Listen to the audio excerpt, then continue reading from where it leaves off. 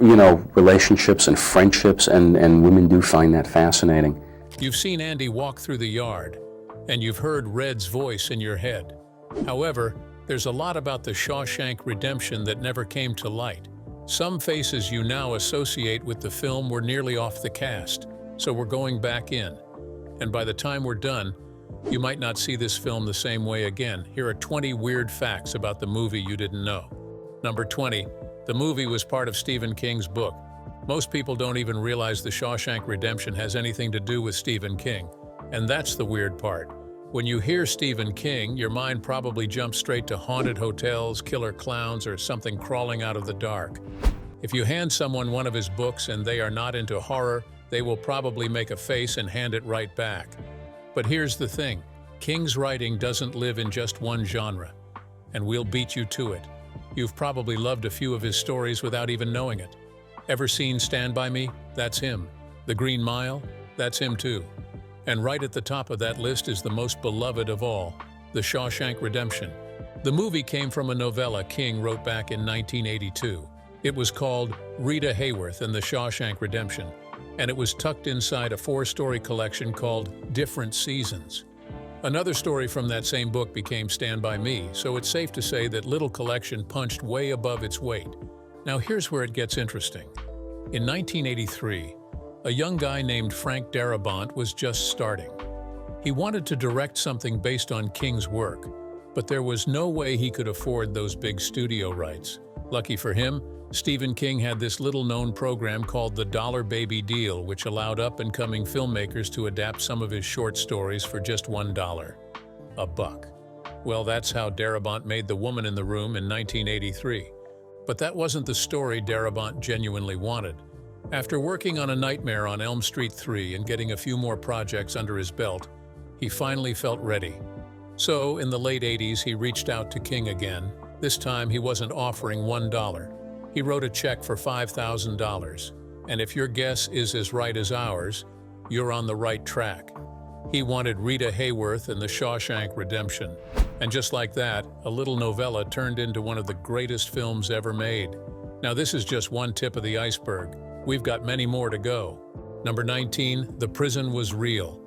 Which is, unfortunately, there are a lot of industry. When Frank Darabont and production designer Terrence Marsh were out scouting for the perfect prison, they weren't expecting to stumble across a crumbling fortress that was already set to be torn down. Surprised? Well, the Ohio State Reformatory in Mansfield had been sitting empty for years. The paint was peeling from the walls in thick flakes. Rooms looked like time had just stopped, and you could run your fingers across the windowsills and come away with dust from another decade. So it was just the perfect fit for what they needed. The entire production then moved into Mansfield because the reformatory gave them the worn-out feel they were looking for. And the best part, the town itself got involved. Some of the guards you see in the movie weren't actors at all. They were actual former prison guards from the same building who now wore these uniforms for the sake of shooting this movie. They didn't just shoot inside the prison either. The rest of the film was set in Ohio. Do you recall the famous opening scene where Andy sits in his car while his wife is with another man? It was filmed at Malabar Farm, which is not far from the prison. Meanwhile, the courtroom scenes were shot in Upper Sandusky. But here's the interesting part. Those two moments, Andy with the firearm and the courtroom narration, were never supposed to play side by side. They were written as separate scenes. However, the crew had just one night to shoot at the farm, so Darabont made a decision.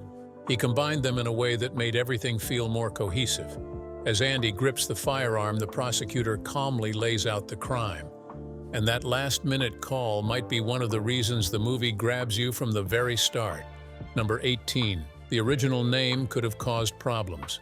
When casting The Shawshank Redemption, there was one significant problem that no one saw coming: the title. The original name of the story was Rita Hayworth and the Shawshank Redemption, which sounds a lot like it's going to be a movie about Rita Hayworth. This confused many people. Agents started calling up Frank Darabont and his team saying things like, "My client would be perfect for the role of Rita," all because they thought it was going to be a biopic. Eventually, it became clear that the title had to be trimmed down. On the other side of this situation, Darabont still wanted to keep Rita's presence in the film somehow. since she plays such a symbolic role in the story. So he made a change. There's a scene in the movie where the prisoners are gathered in the prison theater, watching one of Rita's old films. That wasn't in the original novella. In fact, in the book, they're watching a completely different movie, but getting the rights to that one would have cost too much. So, what did he do? Darabont did some digging and found out that Castle Rock already owned the rights to one of Rita's films, and their problem was solved. They swapped it in, kept the Hayworth connection, and avoided a whole chaos of casting calls for a character who they did not want to be in the film. Number 17. Tom Cruise almost played Andy. There's no denying that the cast made this film what it is. However, it could have looked very different. When Rob Reiner wanted to direct The Shawshank Redemption, he had Tom Cruise lined up for Andy. But things didn't go that way. Morgan Freeman suggested Tim Robbins. Although Tom Hanks and Kevin Costner were also considered, the role ultimately went to Robbins. Robbins didn't fit the character from the book, but none of that mattered. He played Andy perfectly, and he embodies the role of a man who was trying to stay human as much as he could in a place that takes that away. Years later, Robbins said he still resonates with those scenes because it's rare to see a story about a true friendship between two men. Number 16. Morgan Freeman wasn't supposed to be Red. Remember how we mentioned that some of the cast were not meant to be? When you watch Shawshank, it's hard to picture Red being played by anyone but Morgan Freeman. He is the voice of that story. But in Stephen King's original novella, Red was an old white Irishman. At first, that's what the studio was aiming for. They tossed around names like Harrison Ford and Gene Hackman, but then Liz Glotzer stepped in and made a call that changed everything. She told the team to forget the book's description and just cast the right actor. Darabont already liked Freeman for the role, and when they offered it to him, he was surprised as well. Red was the soul of the movie, and Freeman knew it. Typically, narration is added after filming, but this time, Freeman recorded his voiceover first. They played it on set while filming, so the pacing of each scene could move with his rhythm. But then came a twist. The original audio had problems, so it had to be redone. The first take took 45 minutes, while the second took 3 full weeks. Number 15. Using a worm that died of natural causes. Brooks Hatlin is one of those characters people never forget. James Whitmore played his character, so it's easy to see why the part hit so hard. While most of Shawshank examines what prison does to a man on the inside, Brooks's story reveals what happens after the gates open. A man who has been locked up for decades is finally released. Frank Darabont had admired Whitmore for years. He first saw him in the 50s monster movie, Them, and never forgot him. So when Whitmore joined the cast, Darabont was thrilled. You can even catch the special "and" credit in the opening sequence that's usually reserved for someone the director genuinely wants to highlight. Whitmore took the role seriously, right down to carrying a real crow on set, just like Brooks does in the film. The production even had someone from the ASPCA standing by to ensure the bird was treated properly. Now here's the strange part. In one scene, Brooks feeds a worm to the crow. The original idea was to use a live waxworm, but the ASPCA rep stepped in and said it wasn't allowed because if they were going to shoot that scene, the worm had to have died of natural causes. So yeah, somewhere in the middle of shooting one of the most emotional arcs in the movie, they were also negotiating worm ethics. And somehow it all worked. Shocked? Let's move over to the next fact. Number 14. The mugshot wasn't just any kid. Remember the mugshot of young Red from the movie? If you pay closer attention next time you watch, you'll notice that it's not Morgan Freeman himself in that picture. It's his son, Alfonso Freeman. Alfonso stepped in to play that small but memorable moment, adding a unique touch to the scene. But his involvement doesn't stop there. He also appears earlier in the film as the inmate shouting "fresh fish" when the new prisoners arrive. It's easy to miss, but that voice and presence belong to the same Alfonso Freeman. Knowing this makes those scenes a bit more interesting when you catch the connection. Number 13. The script was so good. Both Morgan Freeman and Tim Robbins were hooked the moment they read the script. Freeman didn't even ask what part he was being offered. He finished reading, called his agent, and simply said he was in. When he finally learned he was going to play Red, he accepted it. Robbins had a similar feeling. He had read a lot of screenplays by then, but this one stood out. Years later, he said it's still the first script he recommends to anyone learning how to write movies because every page is intriguing. Frank Darabont, the writer and director, said the story almost ended a bit differently. In the original script, just like in Stephen King's novella, Red never reaches the beach. The film would have ended with him still on the bus, unsure if he would ever see Andy again. But the studio thought differently. After watching 2 hours of prison, loss, and heartbreak, they felt the audience needed to see that reunion, and Darabont agreed. So he added those final shots of Andy on the beach and Red walking across the sand, and the story finally came together. However, there was another scene that didn't make the final cut, a sequence showing Red struggling to adjust after prison and breaking down at his job in the grocery store. But when they tested it with audiences, people grew restless. They already knew Red was close to the edge, so he took it off. Number 12. The roles still followed them 2 decades later. 20 years after The Shawshank Redemption first hit theaters, Morgan Freeman and Tim Robbins sat side by side again, but on stage with Frank Darabont at an Academy-hosted screening in Kwanda. Someone in the audience asked if the film had typecast them. Freeman leaned back in his chair and shrugged. He said he wouldn't go that far, but admitted that suddenly his phone was ringing a lot more for narration work. Robbins couldn't help but laugh. "Well," he said, "I didn't get any more prisoner roles." But he also went ahead to explain how he started teaching acting inside real prisons through a project he co-founded called the Actors Gang Prison Project. Over the years, he said he had met countless inmates who mentioned Shawshank and how much it meant to them. And that's when Freeman chipped in, "Guards, not so sure." Number 11. Nobody knew how to say the title. Back when the movie came out, it didn't make waves at the box office, and part of the problem was that people couldn't remember the name. Freeman admitted it confused even him at first. "I remember thinking, why are they calling it The Shawshank Redemption? Nobody can say that," he recalled.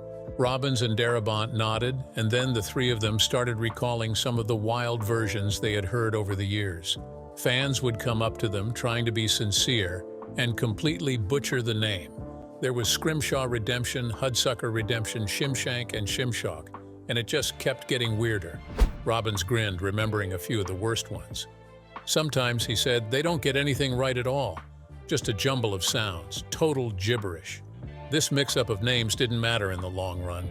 The name might have tripped people up, but once they saw the film, it didn't leave them.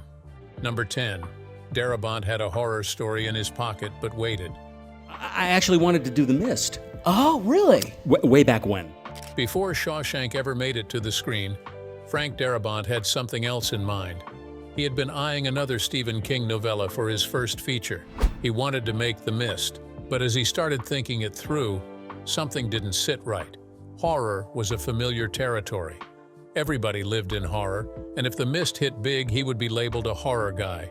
And not just any horror figure, he would be placed alongside all the big names like Romero and Cronenberg. So he paused, did a lot of thorough thinking, and finally made a choice. He would save the monsters for later and take a risk on something else, a story about friendship, time, and hope. If it worked, The Mist would still be waiting. And if it didn't, well, at least he had tried something that wasn't supposed to work. Well, your guess is as good as mine because he never did become that horror guy.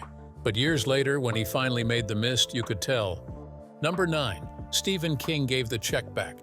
Remember earlier when we mentioned that Frank Darabont paid Stephen King $5,000 for the rights to Shawshank? Well, here's what happened next. King never cashed the check. Years later, long after the film had already become a classic, Darabont got an envelope in the mail. Inside was that same $5,000 check, and taped to it was a short note from King that read, "In case you ever need bail money. Love, Steve." That was epic of Stephen King, but our next fact might leave you wondering why. Number 8. Shawshank was a box office flop. A film like The Shawshank Redemption would have been a huge success at the box office, but when it hit theaters in late 1994, it stumbled. By the time November rolled around, it had only brought in $16 million, which was far below its $28 million budget. Over time, the Oscar nominations helped with the film winning Best Picture and Best Actor for Morgan Freeman. Suddenly, it had life again. The studio sent it back into theaters and it clawed in another $12 million.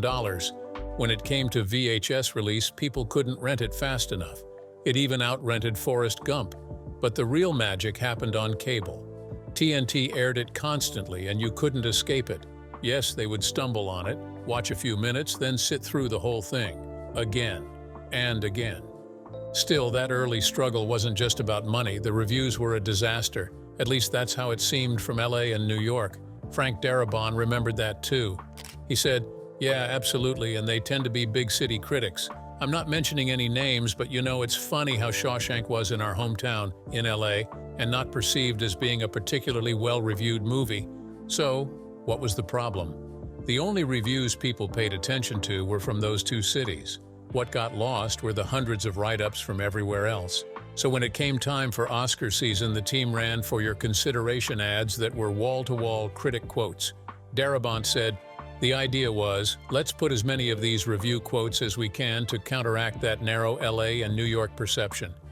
In the end, it wasn't hype that saved Shawshank. It was time, word of mouth, cable reruns, and a whole lot of people who couldn't stop watching. Number 7, the day Darabont knew he had the film. Prison, I said, you have to get down there and see it. I said, it's... Ask Frank Darabont to pick one moment from shooting Shawshank that sticks with him, and he won't mention a chase, a tunnel, or a rain-soaked escape. He would talk about a day that felt almost too simple to matter. It was just Tim Robbins and Morgan Freeman sitting against a stone wall in the shadow of the prison talking about Mexico. According to Darabont, he only needed 3 takes, and the scene was done. So he sat down on his apple box and watched the actors do their thing. While he sat there, Tim and Morgan understood the significance of this moment. It was already evident in how they looked at each other and how they genuinely carried themselves. That was the turning point, and it was then that he knew this was the film. Everything that mattered was in that scene. The truth, friendship, fear, and a secret that only one of them knew. Andy had already made up his mind to disappear, but Red didn't know that yet. Still, for that one stretch, it wasn't about escaping. It was about the connection between the two men. Number 6, the farm that became a landmark. Long after Andy climbed through the pipe and Red walked off toward the Pacific, something strange started happening back in Ohio. The farmland where some scenes were filmed, Malabar Farm State Park, became a stop for fans. Folks flew in, drove hours, and walked across fields just to sit where Andy once parked his car. By 2013, over 18,000 people had visited the filming sites. That attention generated nearly $3 million for the local economy. Places like Mansfield, Ashland, and Upper Sandusky, where different scenes were filmed, also started feeling the impact. It didn't stop there. There's now a Shawshank Trail where people can visit filming locations, buy redemption pie, Shawshank bundt cake, and yes, red wine. Additionally, the year after the film's release, sales of Rita Hayworth posters in the US spiked to nearly 10 times their previous level. It's wild when you think about it. The movie initially struggled to make money, but over time, the landscape, the old prison, and even the posters became part of the story people wanted to touch. Number 5, another name behind the movie. There's a small detail in Shawshank's production you might not notice, but it links back to Stephen King. Does the name Castle Rock Entertainment sound familiar? That's the company that produced the film, and it's the fictional town King used in numerous stories. Stand By Me, Needful Things, Cujo. The company Castle Rock was co-founded by Rob Reiner, who directed Stand By Me. When Frank Darabont pitched Shawshank to them, Reiner liked it so much that he offered $2.5 million just for the script. Meanwhile, he had other plans. He pictured Tom Cruise as Andy and Harrison Ford as Red. Some say, however, that when Cruise found out Reiner wouldn't be directing, he backed out. Number 4, Brad Pitt said no to Shawshank. Tommy's plot is one of the most poignant aspects of the story. A young guy who tries to turn his life around, then gets silenced before he can help Andy. This character was originally meant for Brad Pitt, but Gil Bellows ended up playing the character, so what happened? Earlier on, Pitt was interested until the interview with the vampire came along. He picked that instead, and the role went to Bellows. Number 3, there were slight modifications. Stephen King's original story is there, no doubt. But a few things were changed along the way. Take the ending, for example. In the movie, we see Andy and Red reunited on that beach in Zihuatanejo. It feels like the perfect ending, but in the book, Stephen King left it open. His version stops with Red still on the bus, heading out into the unknown. It ends with a single thought: I hope. Andy's escape is also a bit different. In the book, he sneaks in $500 inside his body. He then uses the money to pay off other inmates to look after Boggs. The film skips that part completely and gives us Hadley roughing up Boggs instead. Tommy, too, was so bothered to make sure he survives in King's version as the warden doesn't kill him. So what about the prisoners? The film keeps most of its backstories vague, but in the novella, King makes it clear. Red tampered with his wife's brakes, and the crash took her life, a neighbor, and her child. Brooks? He murdered his wife and daughter after a bad streak at poker. Even the warden wasn't just one man. King wrote 3 different wardens into the story, and Darabont cut through all that and gave us one unforgettable villain, Warden Norton. Number 2, the clue was right on Andy's face. If you go back and watch Shawshank carefully, there's something you might notice. Andy doesn't always look the same. In some scenes, he has these dark rings under his eyes. At first glance, it appears to be stress. That makes sense, because he's completely in prison, but that's not it. Those tired eyes, that's Andy after spending all night digging the wall. Number 1, The Shawshank Redemption became the movie that wouldn't quit. At first, Shawshank barely had a name at the box office. Then came the Oscar nominations, which totaled 7. Suddenly, people started paying attention. It picked up another 10 million in theaters, which gave Castle Rock just enough reason to gamble. They ordered over 300,000 VHS rental copies. That was a wild number for a movie that hadn't even cleared 30 million, but it worked. By 1995, Shawshank became the most rented video in the country. From there, it just kept going. It was re-released in theaters, flew off DVD shelves, and showed up on TV screens constantly. Bob Gunton, the man behind Warden Norton, once said he still earns around $100,000 a year just from TV airings alone, and it gets better. Shawshank eventually became the most replayed movie in U.S. television history and even knocked out the 1983 movie Scarface off its top spot. Now, as you already know, Stephen King is famous for horror. That's the label he has carried for decades.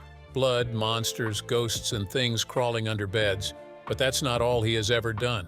Stephen King has written across genres, including crime, mystery, and sci-fi. Still, back in the 90s, when people heard his name, they thought of Carrie, Pet Sematary, and Cujo. However, that reputation posed a problem when The Shawshank Redemption was ready to hit theaters. A studio would want to plaster King's name everywhere, right? After all, he is one of the most well-known writers alive. His name alone has sold millions of books, and more than a few films were promoted purely on the fact that he wrote the original story. But not this one. With Shawshank, the studio went in the opposite direction. They almost left his name out entirely. Why? Because they were chasing a different crowd, a prestige audience. The studio worried that if they pushed King's name too hard, people would come expecting possessed dogs and haunted hotels. And Shawshank isn't that kind of story. So for once, they let the movie speak for itself. There's a thread on Reddit that makes this point clearer than anything else. Someone put it simply, being locked up for life when you're innocent is terrifying enough. But to see someone like Andy not just survive, but stay kind, keep his head down, and eventually dig his way to freedom and take the system down with him, that's not just satisfying, that's unforgettable. A reply underneath stood out. One user mentioned watching the movie with his girlfriend who was struggling with burnout in nursing school. She wasn't in prison, but it felt like she was. Trapped, overwhelmed, and exhausted, Shawshank gave her something to hold on to. Someone else shared how they completely lost it when Red found Andy's letter under the oak tree, and again when he walked out onto that beach in Mexico. What's strange is how many people say the same thing. Doesn't matter where they are from or what kind of movies they like. Somewhere along the way, Shawshank starts to feel like it's not just Andy's story anymore. It becomes yours too. You start out watching a prison break, but by the end, you're the one trying to break out of something. And that might be the most unexpected thing about this film. Another Reddit user said, "For me, it's the genius of the plot followed by the character development of the main characters. Moreover, the ending manages to wrap things up effectively, and the film explores a wide range of themes within a single movie." Finally, the quote in the movie is really interesting. One that I will remember is, "It took me going to prison to become a crook." What do you think of these facts? Share your thoughts in the comments. If you enjoyed this video, like, share, and subscribe to this channel. Before you go, explore the other videos on your screen.